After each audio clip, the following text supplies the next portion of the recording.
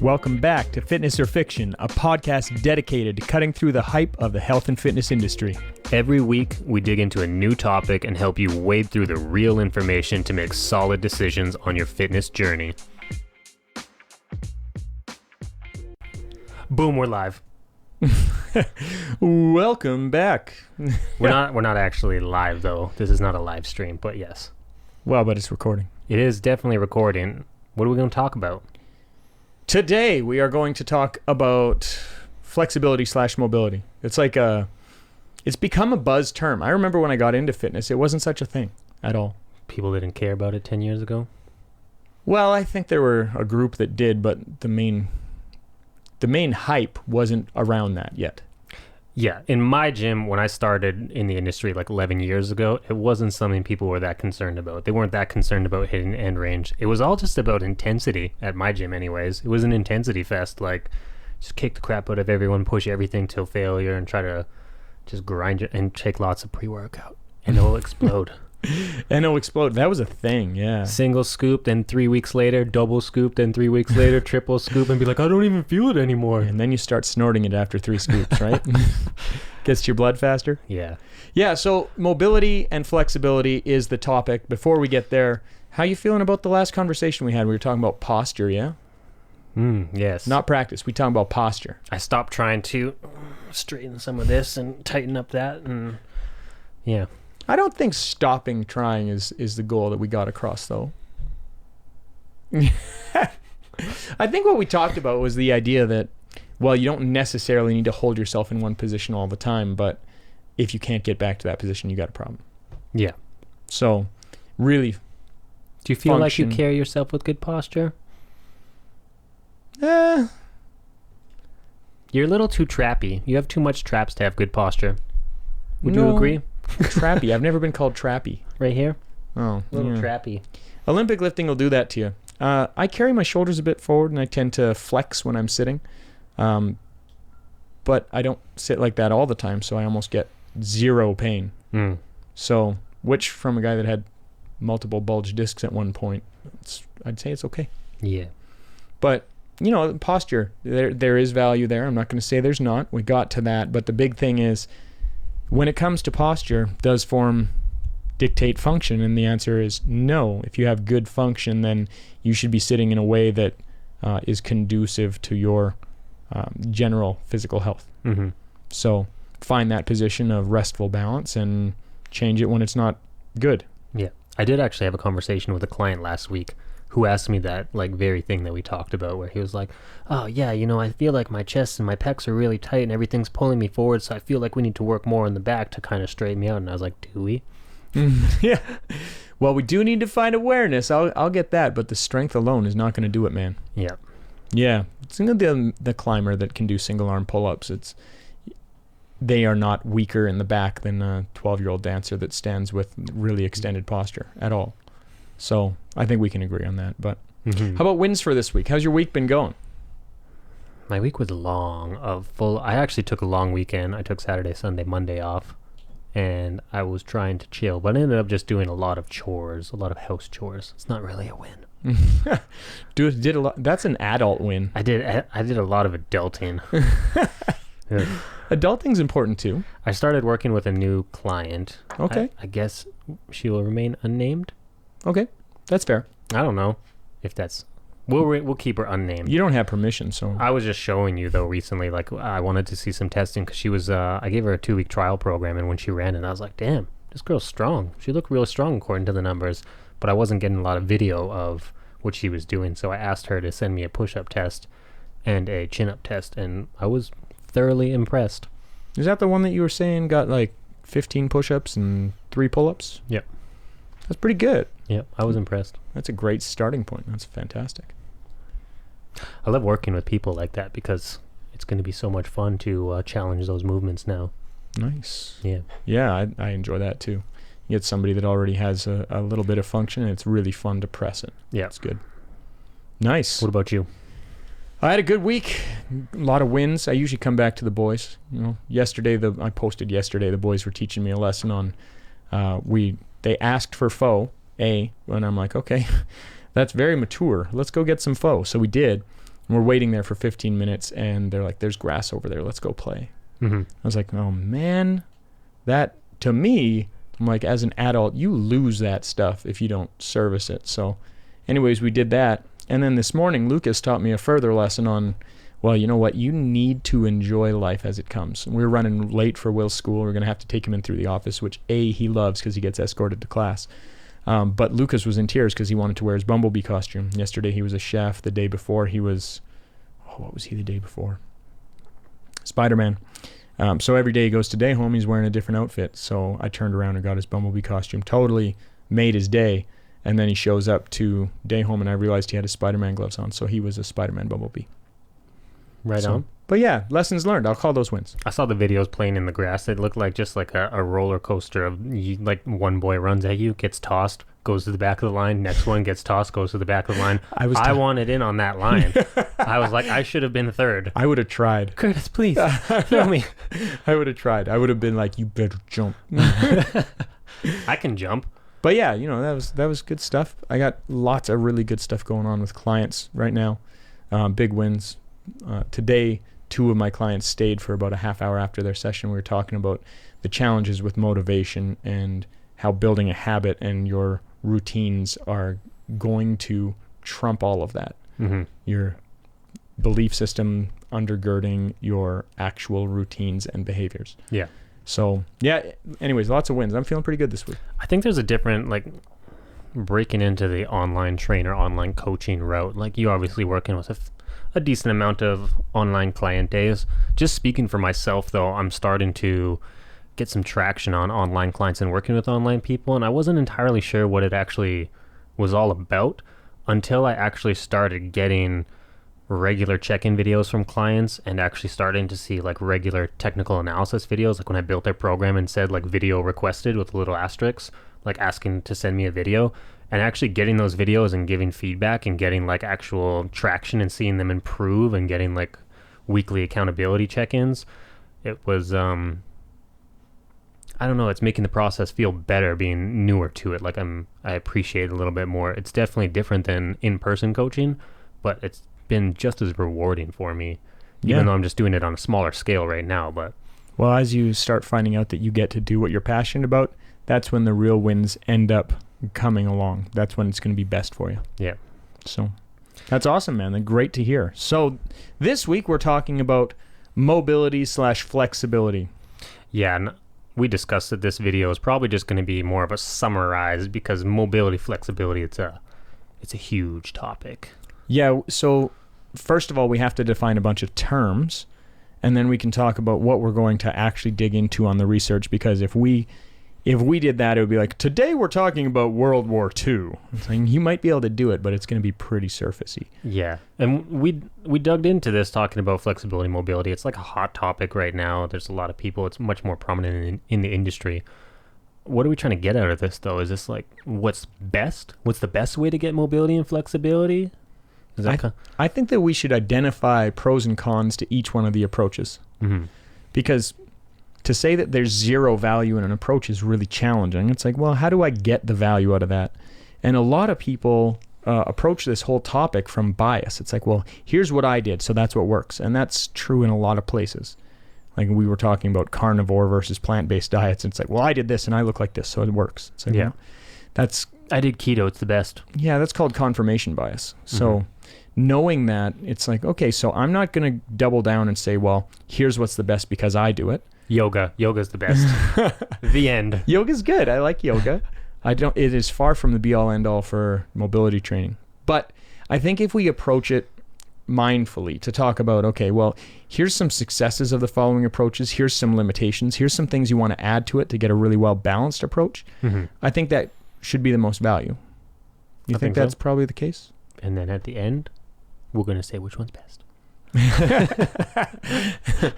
Today, I saw Beard the Best You Can Be.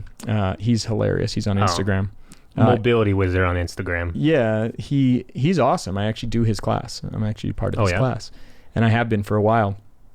But he posted a video and he's like, yeah, here's a foam roller. It was a nice one. It's like army colored and everything. And he's like, here's how you get the most value out of it. And I'm going to call this a major stress release And he went over and threw it in the garbage. And from what I know of him, he's like, no, listen, passive is not the key. You need to learn how to use your tissues and target the way that you're going to move. And so when he started saying, like, this is the best thing and whatever, I started getting fired up.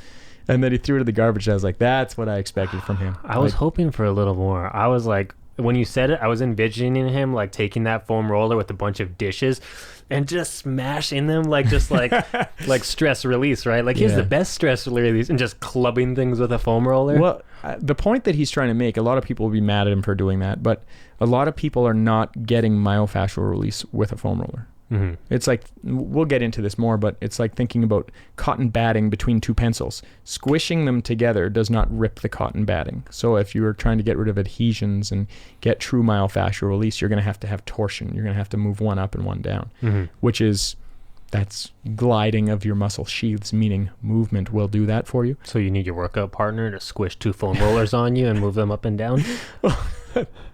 That's a horrible image. That's what you put in my head. Listen, if you do that to me in the real later, I'm going to be upset with you. Now we should. But let's get into kind of defining terms. So when we talk about mobility and flexibility, basically the common sort of accepted difference between the two, mobility training is going to be something that's more what I can accomplish with my own volition. Do you want to define mobility and then define flexibility? Because I feel like people think they're one and the same. That's exactly what I'm trying to do. Okay, that's great. I love that. Yeah. So mobility would be more like what you can actively accomplish, what you can use. Like, am I mobile enough to get to this position on my own volition without anything else encumbering me? Mm-hmm. So for instance, if you're checking on shoulder flexion, you would be checking by taking your hand and lifting it up and not having any compensation, no ribs up, no anything. I'm seeing how far that joint is willing to go on its own. Something that I would have neurological control of. What will my muscles actually take me to? Mm-hmm. Whereas flexibility would be more of a passive thing, meaning, I want to check on the flexibility of my pecs. I'm going to cram my arm on the wall. Well, let's not be negative. I'm going to put my arm on the wall and then turn away from it and see how far I can get. If you check the discrepancy between those, we can actually predict whether somebody's going to have challenge pretty easy. I used to define this, and I might have been wrong, but when I used to define mobility versus flexibility, I would classify it if I was standing there and I straightened one leg out like in front of me, like just kind of like a front kick under control. Mobility, like that's my active range that I can control. But dynamically sweeping, like I can kick 6 foot high, but I can't hold it there. Would you classify that as flexibility? Oh, that's a hard one. I'm breaking position, though. Like, I'm breaking a lot of position doing so, right? Yeah, so if you're identifying overall, like, global flexibility, how high can I get my foot? I think we could say, okay, that'll do. But I think if you went with the hamstring, we would identify, like, okay, so the back's going to stay neutral. I'm going to see what the angle is between the leg and the upper body. Yeah, so globally, like, global flexibility then would be the identifier for that almost. Yeah, and I would still say that's active, but you are using momentum. So, So the other thing is, like, it's not, you don't want to just say, well, this is your range. There's 3 types of range of motion. So it gets a little bit more convoluted, if you can believe it. So you have active versus passive, and usually active is concerned or considered mobility, and passive is considered flexibility. But then you have this third thing where it's like, okay, so I have active and passive, but you also have loaded. Mm-hmm. And loaded is the third component where it's like, okay, well, if I'm doing a squat, putting weight on my back helps me get lower. Yeah, I hate that. So, right. So if that helps you get lower, then you're saying, well, I have something that's going to help me. Yeah. Right? So you could say that's accommodated range of motion. It's still active, but you have accommodation. So most people can squat lower with weight on their back because it's helping them. Yeah. Whereas if you're like, okay, I want you to lay on a bench that's 45 degrees and I want you to lift your arm into flexion as far as you can. If you add weight to that, your ranges will change less and less. Mm-hmm. So it's like, well, this is something that it's an antagonist. It's working against me. So we have like facilitated and then encumbered or antagonist type loaded range of motion. So the big thing that we're looking at when we talk about mobility versus flexibility is going to be very passive. Mobility is going to be more active, and there are these kind of microcosms within there that we can talk about. Okay. So we have 2 lists here full of more mobility, flexibility information than I would normally identify. You broke down some for me earlier. So I think if we go into active first. So active being more mobility, leans on more mobility-ish. Yeah, so these will naturally affect each other. More passive range means you can create active range out of it. For instance, if you have somebody that has a ton of passive range, like they can hit the full splits, and then you take that person and you're trying to condition their glute to actually take control of that, you can actually accomplish that task. Versus somebody who only has a certain amount of flexibility, say 45 degrees into their mid-split. Yeah. To condition them out of that and beyond that, you're going to need to develop passive range. You're going to have to.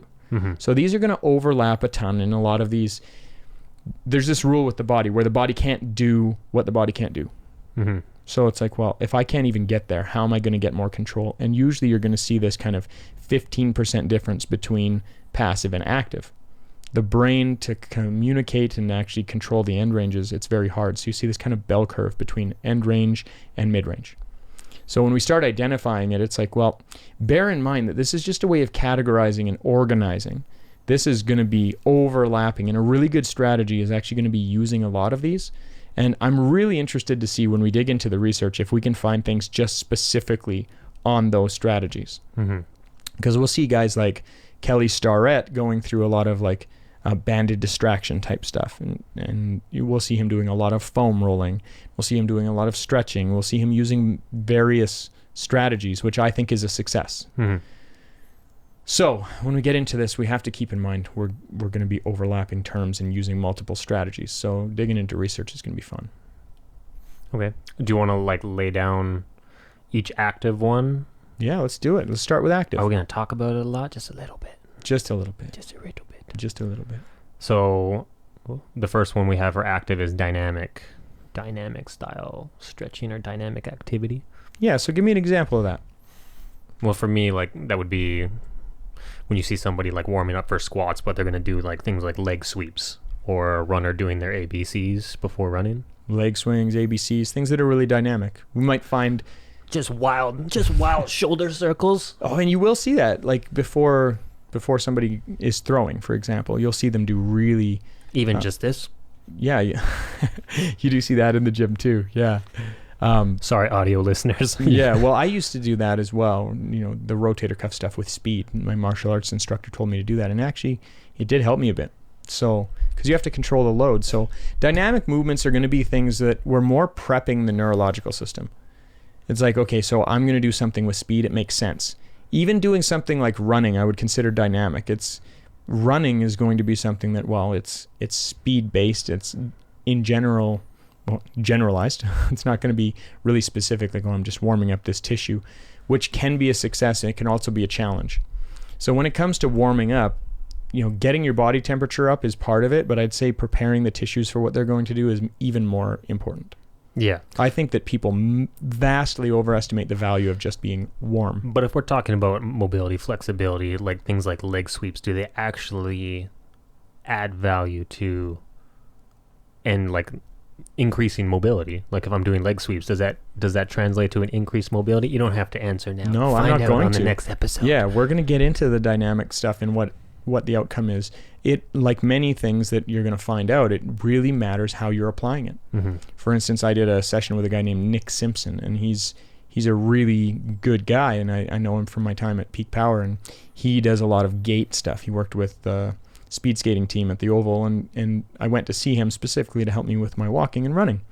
And he had me do a lot of dynamic swings where I was stabilizing myself, not holding onto the wall. I had broomsticks, and I had to find stability with the other side while I was using my leg to develop pace. Mm-hmm. And that was actually really challenging, and I think impactful for where I'm at with my gait, walking for the lay people. Yeah. But dynamic, we're not here to talk today about, you know, what's the value and everything, but you will see that the A's, B's, and C's, the leg swings, the really fast arm circles. So that's something. So PNF stretching is another active one. Curtis is going to use the big boy words 3 times fast. Proprioceptive neuromuscular facilitation, proprioceptive neuromuscular facilitation, proprioceptive neuromuscular facilitation. Pretty good. Basically, he was saying proprioceptive neuromuscular facilitation. That's a big words. Yeah, basically we're resetting what your brain thinks you can accomplish by creating muscular contraction at an end range. Can you break down those? Proprioceptive. Proprioceptive, what you feel. Neuromuscular connection from your brain to your muscle. Facilitation. We are creating a facilitation, being like, if I can get tight there, I have more range. So it's like, well, if I'm at the end range and then I create tension, well, if I'm tense there and I relax, I legitimately have more range. So we're telling the brain, listen, I have more range than this. Let me go. Doesn't that have something to do with like the stretch reflex response or something like that, like letting it go? Golgi tendon organ. Yeah. So Golgi tendon organ is going to be like that recoil when you stretch too far and it pulls you back. Yeah. We're just kind of resetting where your body's saying, well, you can't go beyond there. And this is something that when we get into it, we'll talk about where the value ends, but really good strategies are going to use this. We're going to talk a lot about FRC because that's part of my training and I think one of the highest truths as far as mobility goes right now. But PNF, there are many different kinds of it, and we'll get into the different kinds of it as well. So you have your agonist contraction, which is going the same direction that you're trying to get. Antagonist contraction is going against and then further into it. And then you have your full range contractions on either side, which are going to have value. But the thing that I like about both of those is they have a neuromuscular component. Like, we are teaching the body, here's how you use this. And PNF, I would say, on paper, has a lot more value in the short term. And once you have that static control, then we can start applying that to global movements, which can be very valuable as well. So then we have, still in the active category, end range. So end range, if we talk about the actual control that people have, it's going to look like a bell curve. So it's like, well, we've got this kind of flat line thing here at the very end range, which we would call short. That's going to be the most metabolically demanding position for a muscle when it's fully shortened. Like, try to squeeze your bicep to get your arm closer. It's really hard. Muscle's super tight. We're trying to figure out how to get more tension through that muscle to get more range. That's metabolically really demanding. Mechanically very demanding is going to be the lengthened position, which people tend to have more control of. So it's kind of like an offset bell curve when you look at short versus long versus mid-range control.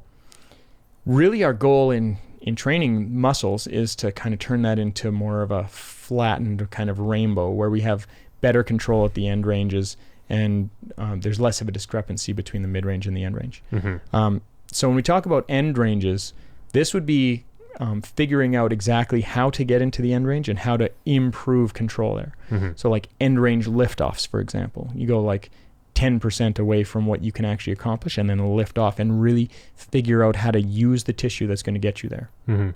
So end ranges, that's going to be something that's valuable.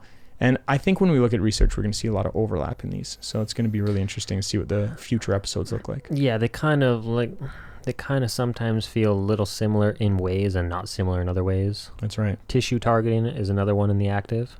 So tissue targeting, basically what we're discussing there is groups like N1, Kasim Hansen. What he'll do is he's like, listen, I'm not really concerned with what your mobility level's at right now. I'm going to create exercises that accommodate where you're at. And I'm going to use the rule that you're going to get a little bit of carryover in your end ranges as we train fully through your active range. So he'll identify, well, you have control of your lat up to this point, and that's what we're going to use. That's it. I'm not asking you to go outside of it. I don't have any real value in you doing a front squat unless you're an Olympic lifter. So I'm just going to go ahead and lift your heels and let you do a hack squat instead. Target the tissues of the quad, and we're going to give you better control. And that actually will increase range in my experience, actually. So there is some value to just, you know what, let's let other people worry about that. And one of the big things that I see in that strategy is that people can still make mass gains and body comp gains really good when they're using that system. So it kind of carries over motivation if you're seeing successes in like your aesthetic goals or your performance goals, and it's slowly but surely unlocking mobility on the sly. Well, and even people over 50, like some of the guys that I'm training that are in their mid 50s and they're dirt bikers, they came to me because they had pain, But what keeps them going is the fact that they're starting to see like, wow, my body's changing. I feel better. So there is some big value there. And, you know, I like to say that I'm not in the business of making bendy bastards. Bendy bastards. Yeah, I'm just not trying to give somebody all this extra bendiness. I actually am worried about creating people that are beasts, like at their chosen task. I just want to be bendy. Yeah, well, and then I might train you that way, but I know that's a lie. So, but yeah, the big thing for me is that if we can find something that we can get some really good results from the person as far as body comp as well as improving their joint function, that's going to be awesome, which it complements the journey. Totally. Absolutely. So last two, we'll just say isometrics and then loaded. So isometrics would be using the range that you have and finding the ability to activate that muscle. One of the big values of this is, especially post-surgical, but post-injury, it works out really well. Like the day I got out of my hip surgery, I started squeezing my butt cheeks together. Mm-hmm. I could drop into a full squat 6 weeks after surgery. Yeah. So one of the big things is, well, how do I make sure that I'm using that tissue? And if you have more awareness, you can create more function.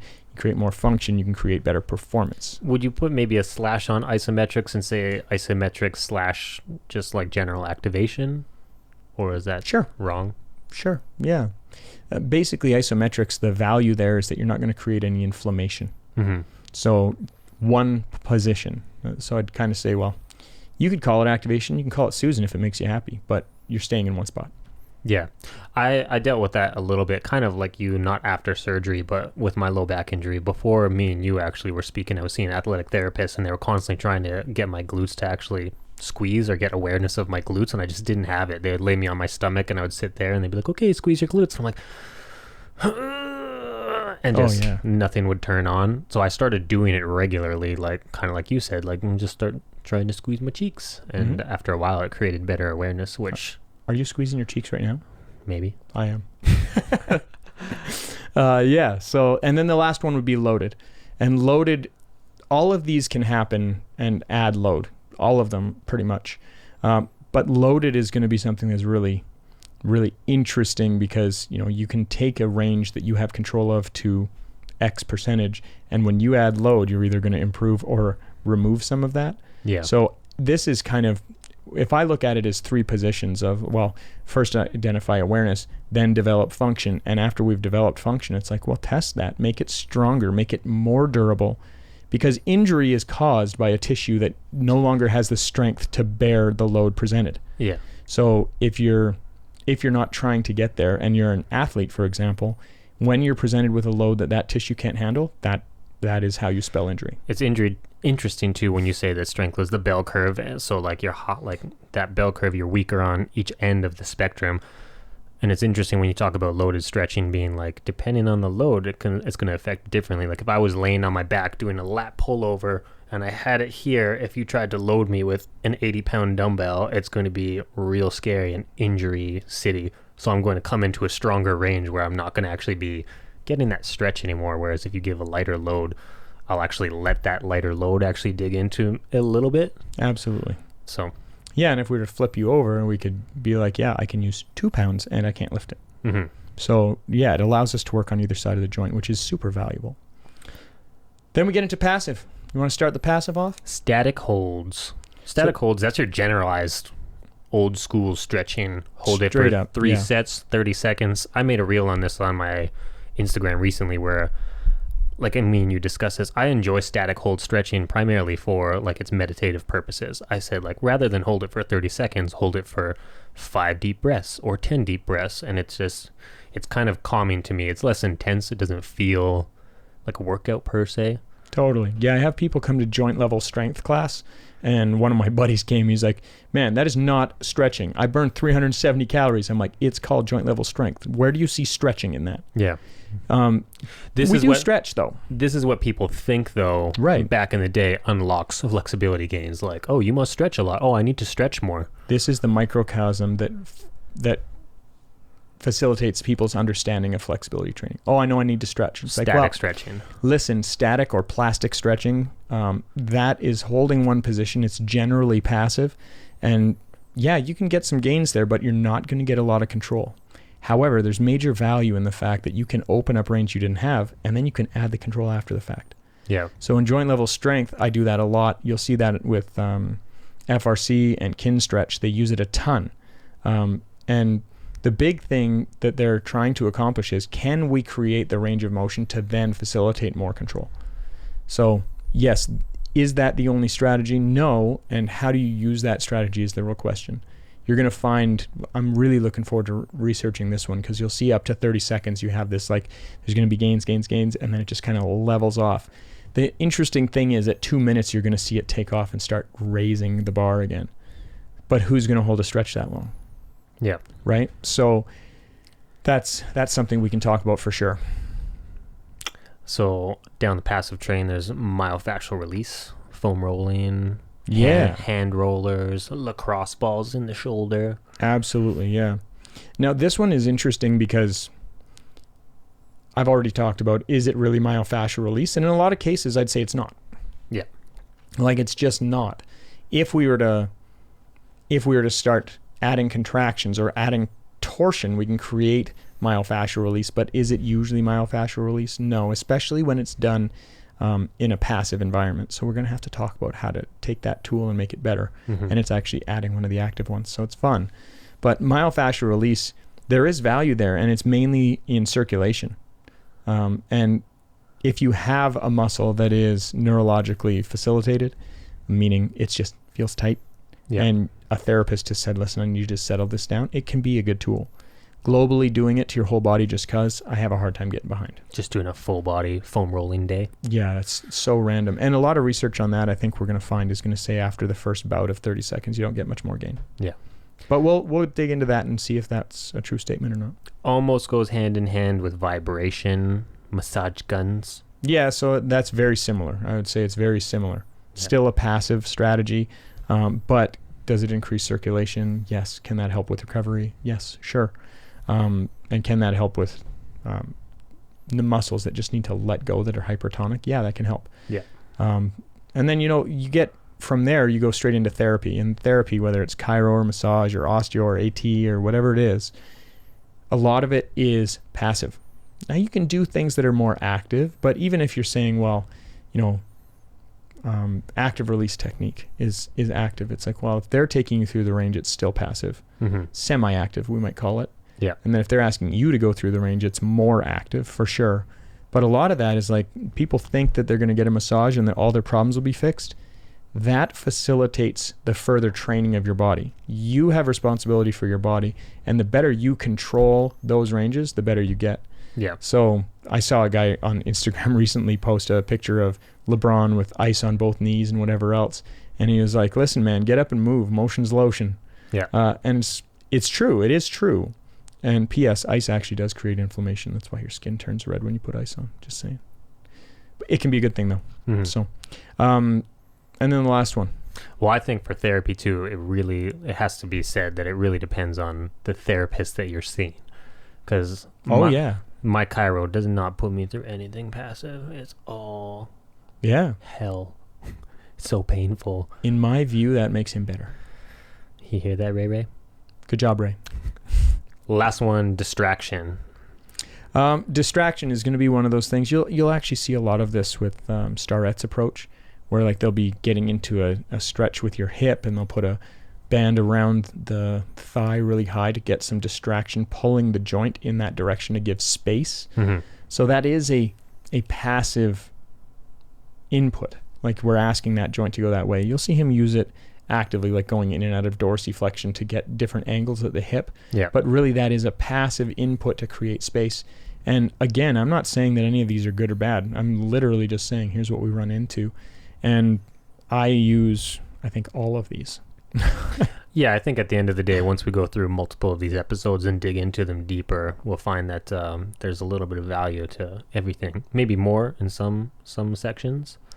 Yeah, well, I really think that, with my training with FRC and N1 and some other places that I've gone, I've seen that there's a lot of value in a few of these, but the real value is when you start putting the system together. Like, if you do some PNF stuff to create more passive range that you can then control, awesome. If you've sat in the mid split for a ton of time and you've taken the time to control that position, great. Like, I'm not the guy that's like, well, this one's garbage.